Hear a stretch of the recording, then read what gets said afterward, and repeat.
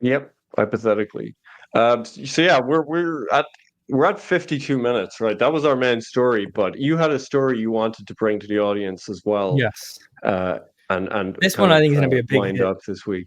My haters, when they see this, I think it's going to be a big hit. I think they're going to really Do you want enjoy me? Do you want me to this pull up content. the? Do you want me to pull up the links you sent me? You were very excited about this story. Yes. It's the docs of everybody who said a bad comment. I have a spreadsheet. All right, I'm sharing my screen.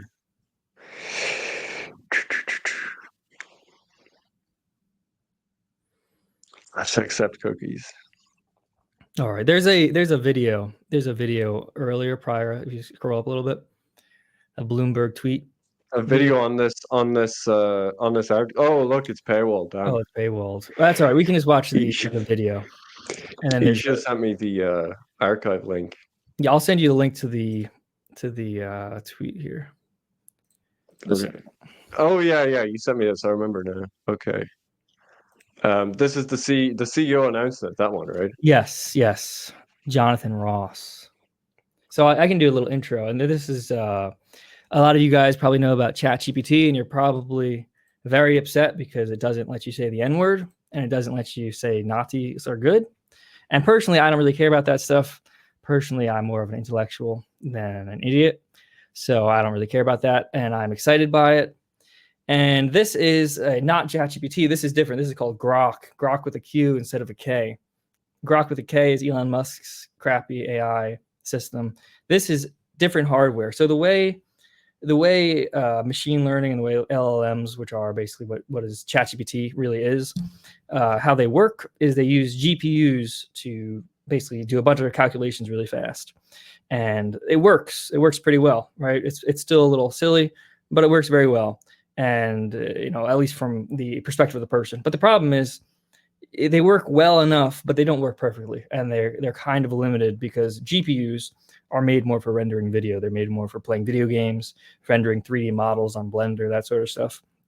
And they're kind of being hacked to use to basically do something called inference. And inference is ChatGPT is basically you ask it a question and it gives you a response.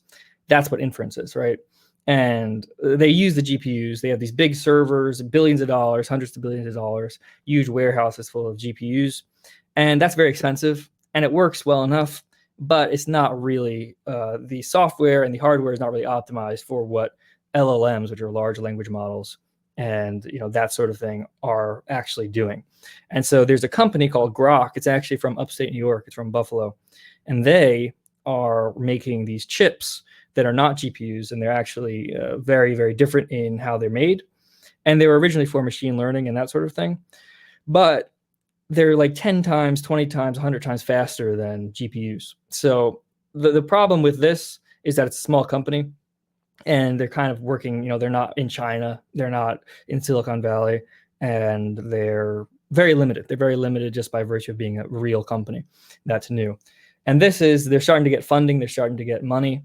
And once you get this, we're going to, everything's going to change. And a big reason we have immigration in America is because of tech companies. Tech companies want to have lots of Indians to work. They want lots of Indians to work. And the reason for that is they need programmers so they can make better apps like Grindr and that sort of thing. And once you get AI working very well, you're not going to need Indians because you'll use AI for programming. So once this sort of thing happens, once they start making hardware specialized for AI, all of a sudden you're not going to need immigration. And the biggest companies in America really are tech companies, whether it's Apple, Google. Biggest companies in Ireland are tech companies too, but that's a different story. Anyway,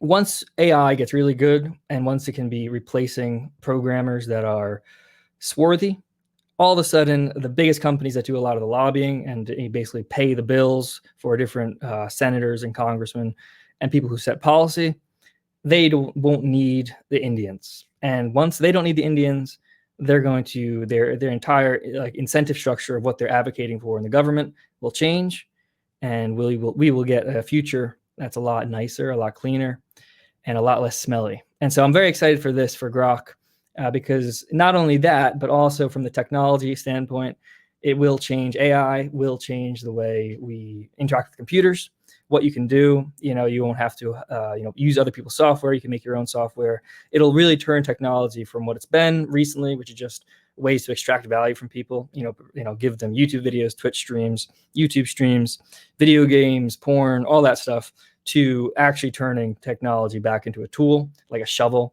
or that sort of thing, where you as a person, you want to make a scheduling app for you to control your day-to-day life, and to help you book appointments and call people up. And instead of signing up for bluejay.page, right, paying me $5 a month, you just tell your computer creates something that's customized to you, and it'll change everything. It'll change how people interact on the internet. It'll change, it'll get rid of developers. Once again, less smelly country, just because of who the developers are. It'll change, how devices are used, and it'll really actually revolutionize just day-to-day life, because everyone uses their phone, and the way phones work now, which is applications, that's going to go away. And we're going to get a completely different interface. The way your kids will use your computer or their computer will be much healthier than what we do now, which is just to consume, Twitter or whatever, Rumble, just news that just makes us upset. And it'll be very, very, I'm very excited for it. So this is just a clip. I kind of gave an overview, but this is just a clip of it. 8,000 of our LPU chips, or language processing units. To put that in perspective, you mentioned Hopper, the NVIDIA GPU. Last year, they shipped about 500,000. So this would be about 20% of what they shipped last year. Secondly, we intend to hire significantly. We're building out a lot of features. We actually offer a token as a service business where people can just use our hardware without having to buy it. And then we are looking at some acquisitions going forward as well. Strategically, when did Groq sort of say, okay, inference needs to be our focus, and how is it helping you get ahead? There's lots been discussed on this program about the many startups and companies working on training large language models from many hundreds of billions of parameters to smaller models. You have a more narrow focus, Jonathan. Yeah, so Groq from the beginning is focused on inference. And the reason is, training at this point is a well-solved problem, and we always knew that it would be. My background, I actually started the Google TPU chip, and we actually started with inference there because we're actually able to train the models. We just couldn't afford to put them in production. Typically, whatever you spend on training, you will continue to spend going forward, but you're going to spend 10 to 20 times that much putting it into production. You spend money to make the models, you make your money with inference. It's also a scale game. And so we've been focused on this since day one. All right, but yeah, that's what I'm excited. But that's like kind of the biggest news, because it's not really political in nature, and it's not really, like going to make you upset or happy or whatever for most people. But for me, I'm very happy because I'm very excited. I think AI, and I think the structure and the way people do things, it's kind of, if you look back at the USSR actually had some scientists that were working on automata and like cell theory, and that sort of parallel decisions and parallel models combined is actually going to take over the space. Because people, what's happening right now is people are thinking, oh, we spend billions of dollars, hundreds of billions of dollars, and tons of money, and make these huge models, as big giant brain, when the future really is really, really fast decisions that are kind of inaccurate. But if you can get, in parallel, if you can go, you go to a college and you go to a math freshman, you ask them like a calculus question, you ask one, chances are, they probably are going to be right, but they might not be. But if you ask 100 freshman people in math, pretty simple calculus question, you're probably, you can check, like 80 of them came up with the same answer, and then these 20, they came up with something different. It's probably the one with the 80, blurry. It's probably the one like that has 80 of the same answers. And so if you can run stuff in parallel, which this is kind of enabling because it's so fast, and we get specialized hardware for this, we can kind of solve the inaccuracy problem of AI. And once you get that, you can really start to automate things. And once you automate things, the tech companies, they will, go from advocating for open immigration and low class things that are kind of like cheap, like Uber Eats and that sort of stuff, like the type of service economy jobs like Uber Eats, Postmates, to more luxury products, which are more like personal robots, sex slave bots, that sort of things, stuff that we're all interested in. and that will be more expensive. As a result, that they're going to not be worried about bringing a bunch of broke people. They're actually going to start making premium products for premium people, and that will be a good incentive structure for technology. Well, why Groq specifically? Are you why were you so excited about this announcement? Oh, they're different because they're building chips. So GPUs, they use them for playing video games or use them for inference, which is generating like you have a local model, a local AI model, and you use it on your computer.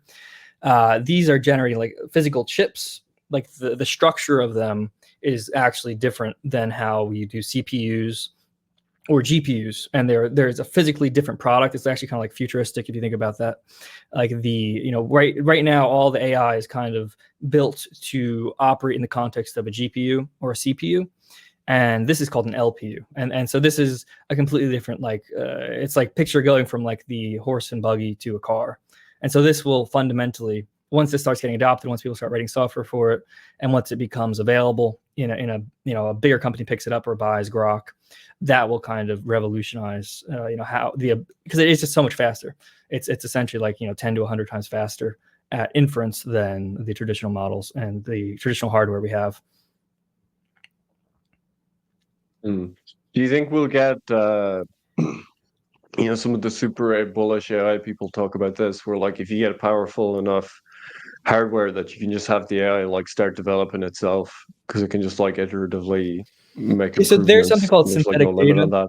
Yeah, there's kind of an entropic effect though, where it kind of breaks down, where you train data off of data that's generated by the AI, and that's supposed to improve. But what they found is basically the more layers of your training on the same data, the more it kind of degrades the quality of it because there's little problems and little issues. And that doesn't really work too well. But there are other ways of doing synthetic data training, which is essentially like you'll use a game engine like Unity or Unreal Engine, and you have physics simulations, and you can basically generate an insane amount of physics simulations, and you can have the machine learning models kind of watch that. And as long as the game engine, which is it's not AI, but it is, it's synthetic, it's not real world video, it's not that sort of thing. That's what I don't know if you saw this, but basically ChatGPT released this video model. They showed like, we can generate Sora AI, where they can generate videos, and it still sucks, but it's very, very cool because it's for like a prototype type of thing. It can work, and once something can work, it's only a matter of time. You go from like dial-up internet to fiber or broadband, and like just the change. If it's technically possible, it's also going to get really, really good. And it's the same thing with AI, where you can use kind of recursive self-learning in certain ways, and then in other ways it's almost better not to. Fred Wall said, "How does he know all this?" How does he know all this? I like this. That's the level of our audience while you're talking our one about chat today. How does he know? While you're talking about AI. I just like tech stuff. I am very excited about it. I've used it, and I used to make fun of it. I used to say this is stupid, it'll never happen, and I was wrong. And I used it and tried it out for programming and for different tools. And another good example is I'm going to be using it. So I'm writing a book right now, and I'm going to use it. I'm going to figure out how to use it, where basically you feed in a PDF and then it'll do editing. So like check for grammatical errors, that sort of stuff. And so like there's very, very cool things that you can. I'm very excited. There's so many different like applications and fun projects for you can tinker around with right now, and it's just going to get way, way better. What's your book about? Everything. It's about, let's just say, it might be too red pill for the audience. It might be too red pill for YouTube. It's about the root of all the problems. Do I need to read the first three to be able to follow it? Probably, yeah. At least buy them. You might not need to read them, but buying them will help. I understand the rest. Yeah, I do need to catch up on the lore. Yeah, I've got a story as well, but I don't know. We're an hour and 10 minutes in. Should we go to super chats, and then we'll hit my story? We'll give people like another last ditch effort to get more super chats. Yeah, that's good. We'll do the super chats, and then we'll do the last story, which is arguably the most, it's most important story of the show. But yeah, yeah, we can't finish without my story. So yeah, get your super chats in.